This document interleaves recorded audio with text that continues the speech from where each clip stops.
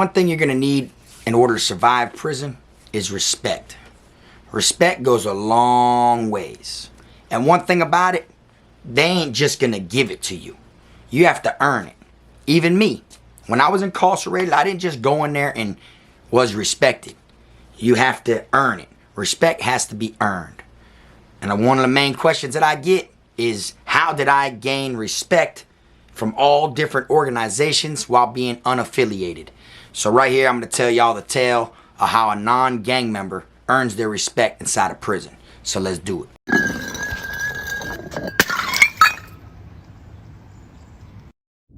Same time of the week, better be there. Have my people send a message, make sure that it's there.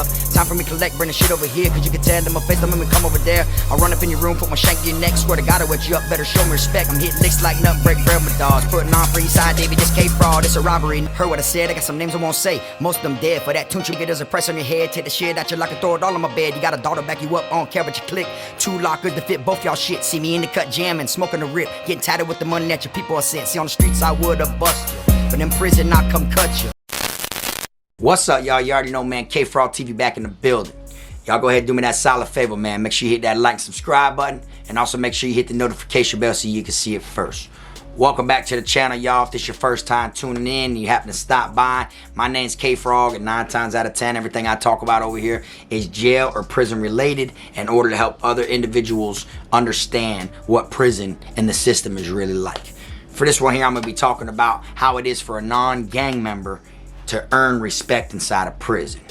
And I've touched this topic multiple times in different ways, but I felt like making a video strictly on this due to the simple fact that it's got to be up there on the top 3 questions that I'm asked most. All right, people always want to know how it is. How did I earn respect? How will someone that's not in a gang earn respect? Will it be the same for them? What do they need to do in order to make it by, you know? So for this video here, this one's for you, all right? And one thing that I want to get out there and let everybody know from the get-go, just like I did in the intro, is I didn't just go in there and was respected, you understand? Nobody does. You have to earn respect, all right? And first thing that comes to your mind when you think of earn respect is, I gotta fight. That isn't always the case. There's some people in prison that didn't have to get in one fight their entire bid that was respected the whole time they were in there. And you're probably wondering, like, well, how's that possible? Then they didn't really do nothing to earn the respect. There's multiple ways, you understand, to earn respect, all right? Now, of course, when I got locked up, I felt like you couldn't tell me nothing, you know, because I had earned respect on the streets, you know? And then as many times as I went to the county jail, in and out, I earned respect in the county jails, just like I did when I was a juvenile, in and out of the juvenile programs, in and out of the detention center. It was kind of like, you know, it was like a domino effect. Started at a young age, was earning respect in elementary school, you know? Landed getting locked up into, you know, the detention center, started learning, you know, to earn respect inside of there. And then was in middle school, doing the same thing, earning respect. And then bam, next thing you know, landed in a juvenile program, earning respect, boom. And then here comes high school days, and then boom, boom, boom. And then now I'm in the county jail, in and out, earning respect. So prison was like the same thing to me. I just felt like, you know, I'd always be who I am, regardless. You know what I'm saying? So I thought I had it all figured out. I thought that I would just go to prison, and I knew somewhat like people weren't gonna respect me off rip. You know, I knew that I had to earn my respect. You feel me? And I was always one of them ones that's down for whatever, you know. If it's a fight, it's a fight. If it's a knife situation, then it's a knife situation. There's nothing I can really do about what the situation is other than stick up for myself. You feel me? So when I first got to prison, I knew a couple people were going to try to test me. I knew that, you know, I wasn't trying to make friends with everybody. You know, a lot of people think if you friend people, you know, that you'll be straight. Well, yeah, you'll have a couple buddies that are cool with you, but at the end of the day, do them people really respect you? Probably not. And when shit hits the fan and you find yourself in drama and beef with other individuals, them same people that you friended, them same people that you never really earned their respect, you just became cool with them, they're gonna leave you in that water.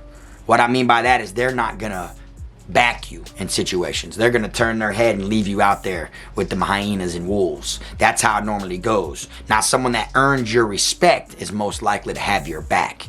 You feel me? So when I first got to prison and, I landed on the compound, I'm new to this. So, of course, but I got it in my mind from what I heard in movies and documentaries and myth stories from, traveling, stories from people telling what it was like.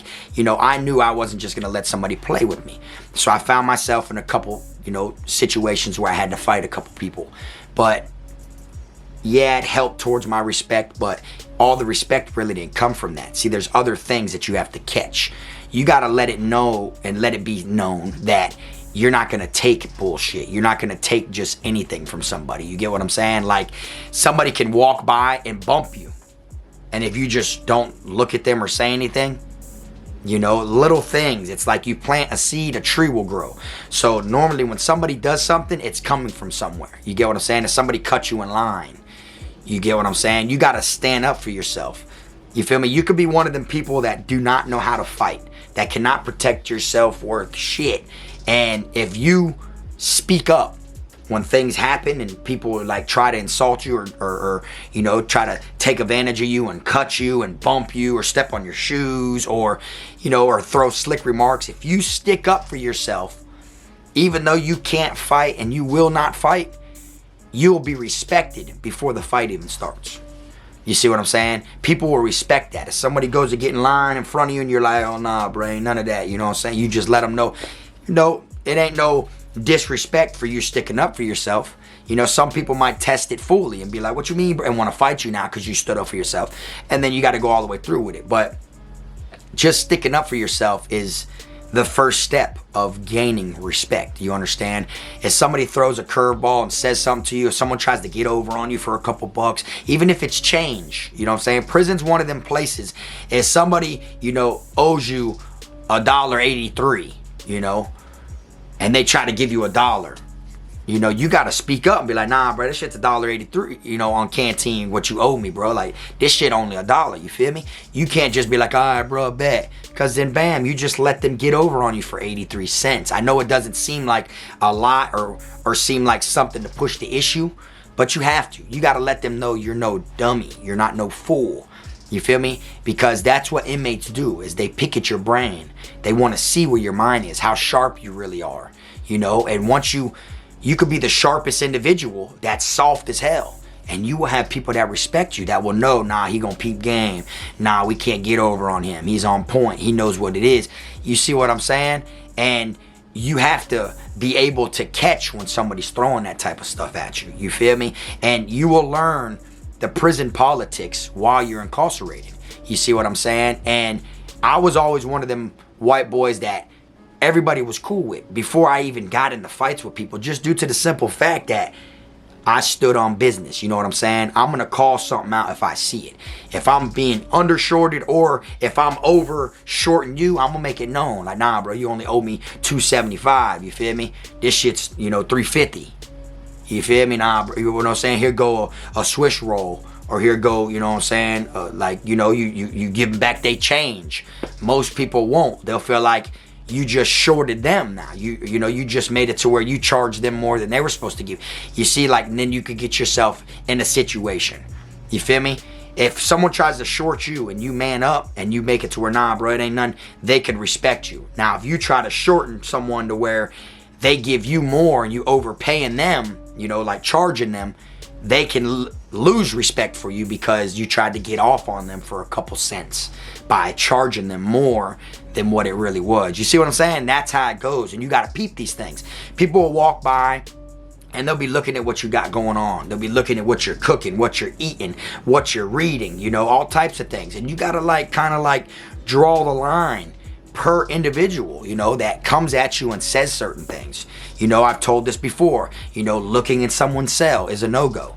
Same thing if you're in an open bay and you look in between the cuts, like in between the bunk beds. That's someone's personal area. You're not supposed to be walking and looking, because then people are going to think you're trying to steal or you're plotting to take something that doesn't belong to you. Your eyes have no business in someone else's cell, you feel me, or in someone else's cut.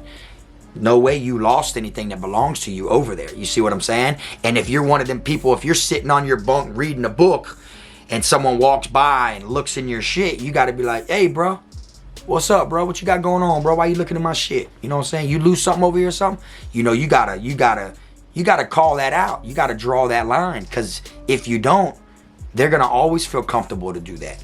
And that's kind of like their first step of seeing where you really are. You know what I'm saying? Even if it's a friend of yours, you know, you got to joke like, boy, what you doing over here looking at my shit, boy? You know what I'm saying? All right, now I peep you. You know, you got to let them know you still see it. You're not no dummy. You get what I'm saying? Because prison's one of those places where people will try to get over on you any way they can. You know what I'm saying? Believe it or not. If you've seen some foul shit on the streets when it comes to friends and homeboys and stuff like that, you're gonna see it totally. Like, it's gonna quadruple when you're locked up. People that are your friends or your homies will short stop you, will step on your toes, will, you know, do some snake shit. You know, you gotta be prepared for these type of things. And that's how you earn your respect. Me, when it came to the gang members, the way I was able to earn my respect is, one, I stood up for myself. Like I said, that's a main thing. They'd see me, you know, they're not gonna just know who you are just from the first time you talk to them. You're in the dorm with them, they're gonna know eventually who you are. They're gonna peep how you carry yourself, how you move. You have to be thorough, and you gotta carry yourself with your chin up at all times and stand on business and stick up for yourself even when no one's looking. You know what I'm saying? It doesn't gotta be like a serious situation where you finally stick up for yourself. No, people are gonna be observing you from a distance. And what they see is the analyzing of how they're gonna treat you, if they respect you or not. That's how I was able to earn respect, because whether it was a guard, whether it was an inmate that gangbanged, or whether it was a non-affiliated gang member, whether I was on the phone with my peoples, no matter who it was, people who were on the outside looking in at Frog, seeing what type of character I was. They learned that this white boy right here carries himself different. You know, he knows how to handle his own, speak up, do what he wants to do, won't let nobody get over on him. You know, and if it came down to where I had to fight, because some people are going to want to test it, of course, then I'd fight. Win, lose, or draw, I'm going to get in there. You feel me? And then that goes a long way. You feel me? Now, I found myself in certain situations to where, say there was 6 gangs on the compound, you know, I might have respect from 2 of them. 4 of them I don't. You know, because I don't know none of them. You get what I'm saying? But then after a while, when you start being around them, they'll start respecting you before drama even comes, just by the way you carry yourself and you stick up for yourself, and the way you know, you got to be social. You can't be one of them people that are like, you know, in a shell and think you could just sit there and smile to yourself and talk to yourself and everything. It's going to look like you're avoiding conflict. And not just avoiding conflict, it looks like you're avoiding, you know, being social. You think about it. Who would someone want to rob? An easier target, right? Someone that looks, you know, outnumbered, that's in the shadows, that looks like they don't want to be seen or want to be looked upon or even get the attention of people, is going to be a target rather than someone that's out in the open talking, you know, playing cards, dominoes, poker, shit, yelling during football games. You know, they're going to see that you're in the mix. And if they were standing there and were deciding you or that person that's sitting over there on the bunk by himself, that has no person he talks to, that just tries to stay out of the way, they look like a sweeter target. And that's who they're going to go after. You see what I'm saying? And the more you find yourself out doing things and just, you know, live your life, you know, just do the time, don't let the time do you. Before you know it, you're going to come across them other gangs you ain't respected by yet. You're going to come across inmates that are part of that affiliation. They're going to be put in your dorm, and then they're going to be around, they're going to see you from, then y'all are going to know who y'all are, then they're going to start respecting you like the other people does from the way you carry yourself. And then next thing you know, boom, boom, boom, before you know it, you find yourself in a situation with a gang member that is a part of that same gang, and then you got a bunch of them that respect you, that are backing you against their own brothers now. You see, now they can stand up and speak on you, you know. And then if it comes down to a fight, they'll at least be able to stamp it to where you get a one-on-one fade and you don't get jumped by that organization. And then it's like, okay, well, if there's 25, you know, members of that one gang, and you got in beef with one, and then, you know, that leaves 24, and then say there's 12 that respect you, 12 that don't know you. Now the 12 that respect you are going to stand up for you to get you the one-on-one with that one, and then when you're done, that one plus the 12 that didn't know you are going to all like you now because they respect that you fought one-on-one. The other 12 brothers vouched for you, and then that's how it goes. Now you earn that whole gang's respect right there.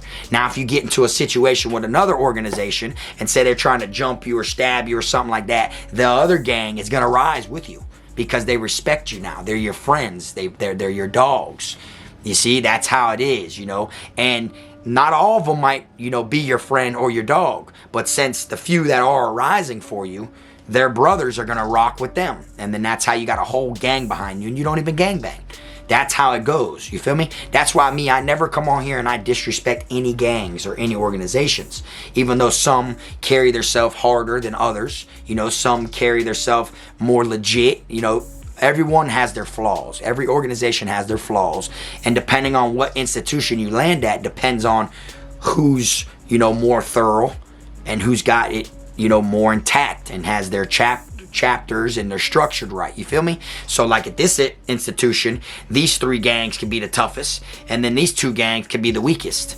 You feel me? But you can't really take that from them and talk bad strictly about that gang because you could go to another institution where their 2 gangs right there could be the top ones and then the other 3 and the other one could be the lowest. You see? So that's why when I come on here and I talk about gangs, I never disrespect a single gang. I always talk about everything as a whole when I talk with respect because I got homeboys in all organizations. Literally, like if I wanted to, I could literally go through every organization there was when I was locked up. And I got homeboys that I still talk to that I could literally bring on the channel if I wanted to and talk to them about how I was in prison with Frog. And they'll all vouch that I'm just one of those white boys that everybody was cool with. And I didn't take no shit. I didn't care what organization somebody was from. I didn't care if they were non-gang affiliated, like if they were just a neutron. It's just I was one of them people to where I felt like you have to earn respect. And it's facts. You do have to earn it. You're not going to just go in there and it is given to you. You get what I'm saying? If you're somebody that swears you went through prison and your respect was just given to you, you're 100% wrong. You did something to earn that respect. You carried yourself away to where respect was given to you. People seen, you know, potential in you from a distance without even talking to you and just decided to respect you. They liked how you stuck to yourself. You weren't with the drama. You weren't a shit starter. You didn't play around like a kid. You weren't on that jit shit like they do at jit camp. You know, certain things are gonna build your respect. You feel me? And so many people ask me, how did I gain respect being a non-gang member with all the gangs? And that's it. You see, if you do it like that, as long as you're yourself, you're going to be cool. You feel me? Now, if you're somebody that isn't the type of person to be social, like I'm saying, or, you know, to stick up for yourself or anything like that, it's going to be harder for you to fake it to make it. You know, like, you got to literally be yourself. You can't go to prison and do the things that I did if that isn't the true you. You feel me? You're going to have a problem. Shit. Even real gangsters have problems inside of prison. Everybody has problems inside of prison. Nobody's gonna go through prison and have 0 problems. If it isn't problems with the inmates, it's problems with the guards. If it isn't problems with the guards, it's problems with people on the streets, your family or something. You will have problems on your mind when you were locked up. You get what I'm saying? And by you going in there and you just doing the time and having your head on your shoulders the right way and understanding that this is your house. This is where you live temporarily. You know what I'm saying? You will build that character to where you become a convict and you will have a convict mindset. You will know what is right and what is wrong. And then you'll be able to catch when someone is doing right or wrong to you. You understand? And you have to address it. You get what I'm saying? Just to let them know you peep it. If it's something good they're doing, you let them know. Bing, bing, bing, bing, bing. So that way they know you caught that. You're sharp enough to catch the good doing that they are doing. You feel me? If it's something wrong, you definitely got to address it. And then due to you learning this stuff while you were incarcerated, you're going to catch it in your mind before you do it. You get what I'm saying? Or if you were walking by and looked at someone's cell and you turn your head, you will peep in your mind like, damn, I'm tripping. I just looked in some dude I don't even know cell. You will, bing, a light will go off in your head and you will know what you just did was wrong. You feel me? Certain things, that's how it is. You know, you will learn. Don't sit on some random person's bunk. You know, if you're going over there and you're going in a cell, you know, or if you're going in an open bay and you're going up to your homeboy that's bunked with this person, you don't go sit on that person, his bunky's, you know, bunk. You get what I'm saying? Or locker. You know, literally, there's a foot locker, and then say your homeboy is the top bunk. You don't go sit on that damn bottom bunk or his bunky's foot locker. You ask him, where's your locker at? And you sit on your company, the person that you're accompanying, you sit on their locker and talk to who you need to talk to. Now, if you're cool with both of them, they might not trip. You see, if you go to someone's like bunk and a person allows you to sit on their bunk or their locker without even, you know, acknowledging or don't even know you and allows that, that just shows that they weren't playing their part of sticking up for themselves and calling it out, because it's a respect thing. It's disrespectful to do that. So if you're allowing that just because he's there to see your bunkie, you're kind of allowing him to disrespect you, and you're just waiving the problem by not saying anything. You're avoiding it. You feel like you get a lot farther. Boom. But then at the same time, that individual that sat on your locker or your bunk doesn't respect you, because if they did, they would have known in their mind not to do that. You see, you got to earn the respect. You feel me? Now, a two-man cell, if you got a homeboy that's in a cell, you don't just go walk in no cell. You got to knock on the door. Even if it's Joe Dog, the only one that's in there at the time. You know, his bunkie might be out there playing cards or something. It might be at rec or at work. Or he might be, you know, housed in that two-man cell by himself. You know, the door's cracked. When you walk up, you got to knock on that bit. Yo, you don't just, hey, bro, and walk in there. You see what I'm saying? Now, you know you could do that with people you know that you grew up with, like your homeboys from the streets. You know, they get brought in there, and if they're in a cell by themselves, you know, you feel me? You could, oh, what's happening? But then again, by you doing that, you're not teaching them nothing. You feel me? You knocking on the cell, and then be like, what you knocking for? Come in.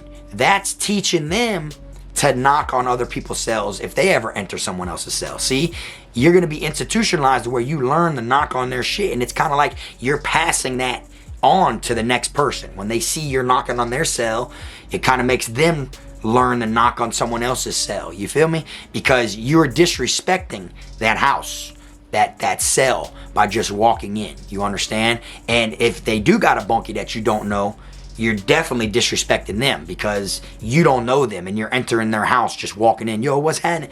You feel me? And that person might say something to their bunkie about you, about it. Like, what, that's your homeboy? Yeah. I'm saying though, bro, you gotta speak to bro. He ain't knocking on the set. He just walking in this bit, like burgeoning in, like he live. You know what I'm saying? You gotta kind of like, you know what I'm saying? Like the door's cracked for a reason. You see, like and then that brings conflict with your homeboy and his bunkie. You see, that's how it goes. You got to learn these little tactics. When you learn these little tactics, then you'll have a better chance of earning respect, you know, because they're going to respect somebody who gives respect. You knocking on a cell door is giving respect. That's showing your respect of like, yo, anybody home? Rather than yo, and walking in, yo, what's up, y'all? What's up, bruh? What up, bruh? Nodding to the person you don't know. Yeah, also, like I was saying, blah, blah, blah, blah.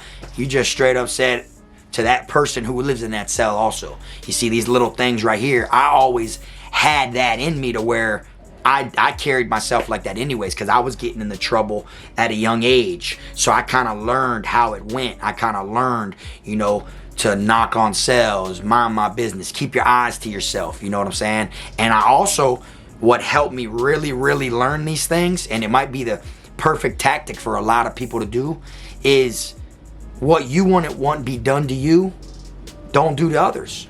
If you feel like I won't want nobody just walking in my shit, I wouldn't want nobody's eyeballs all up in my cut, all up in my locker, coming here sitting on my bunk, sitting on my locker, and I don't know them, they know my bunkie. You know, I wouldn't want that. You get what I'm saying? So I'm not gonna do that. You feel me? It isn't always about fighting to earn respect. It's these little things like that. People will respect the hell out of you just by that, because that's showing respect. Fighting, you gotta earn the respect. You feel me? Think about it. You can get in a fight and you can lose. You can get mopped. They can drag you through the whole door and beat the dog shit out of you for 15 minutes. And you ain't even fighting back. You don't even know how to fight. And they respected you before the fight even started for you getting in the paint and taking that ass whooping. You feel me? You could have earned that respect just by drawing a couple of lines before all that. You see, it don't have to go to strictly just fighting. You know, but of course, if you get into fights, you know, protect yourself, because a lot of people are going to test that. A lot of people are not going to think you're 100, especially if you're a white boy. They're gonna feel like you carry yourself like you're 100. You know, you peep game like you're 100. You call people out on shit like you're 100. You know, you do business like you're 100.